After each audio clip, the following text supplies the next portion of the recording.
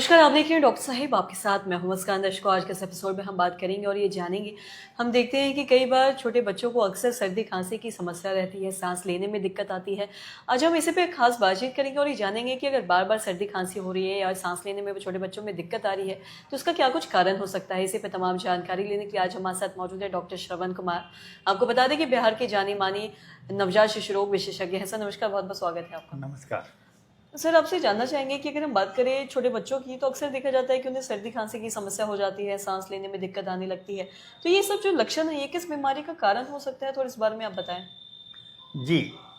अब बच्चों में अगर बराबर सर्दी खांसी बुखार हो रहा है तो यह कुछ समय में ये वायरल इन्फेक्शन से होता है जो अपने आप ठीक हो जाता है और उसमें हम लोग सिम्टोमेटिक ट्रीटमेंट करते हैं।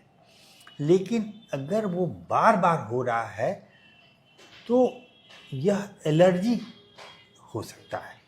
यानी बच्चे को कोई भी जो एलर्जन है, जैसे धूल हुआ, चाहे पोलन हुआ, चाहे कोई केमिकल हुआ, चाहे कभी देखते हैं कि कोई घर में जब पेंट होता है तो बच्चे को सांस फूलने लगता है, चाहे कोई बच्चे को जब झाड़ू निकलता है तो बच्चे का सांस फूलता है। तो इसमें हम लोगों को बहुत ज़रूरी है कि एलर्जन को पहचाने और उस एलर्जन को अलग करें और इस एलर्जी का टेस्ट करा करके, जैसे हम लोग कहते हैं IgE का लेवल बढ़ जाता है, उसमें फाडियाटोप एक टेस्ट होता है जिससे कि हम लोग उस बच्चे में IgE बढ़ा हुआ है यानी एलर्जी के अगेंस्ट में जो इम्यूनिटी होता है। जैसे कि हमको कहना है कि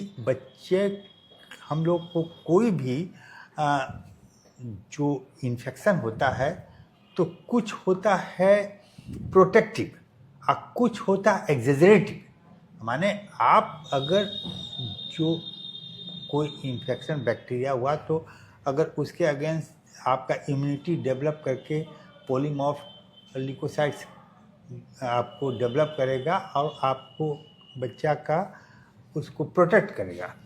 लेकिन अगर उसमें एलर्जी होगा तो उसमें IgE बढ़ेगा जिससे कि बच्चे को दूसरे सिम्टम यानी बच्चे को ज़्यादा सर्दी खांसी, उसका यानी दम फूलना, चाहे उसको बराबर सर्दी खांसी होना। और यह एलर्जी केवल सांस तक ही नहीं रहता है, एलर्जी की बहुत तरह से, जैसे कि हम लोगों को अलग एलर्जिक बाउल सिंड्रोम हो सकता है, एलर्जिक कोई भी रूमेटाइड आर्थराइटिस हो सकता है।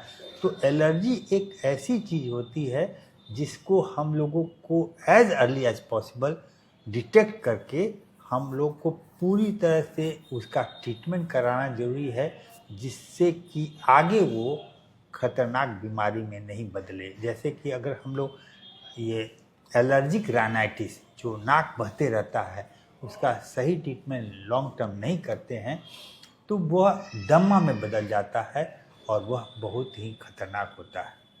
जी सर, बहुत बहुत शुक्रिया तमाम जानकारी देने के लिए। तो आशा करते हैं दर्शकों की जो तमाम जानकारी है आपके लाभदायक रही है। तो आज के इस वीडियो में इतना ही। अगर आपने अब तक हमारे चैनल को सब्सक्राइब नहीं किया तो तुरंत कर ले, साथ ही हमारे फेसबुक पेज को लाइक करें। वीडियो देखने के लिए आपका धन्यवाद।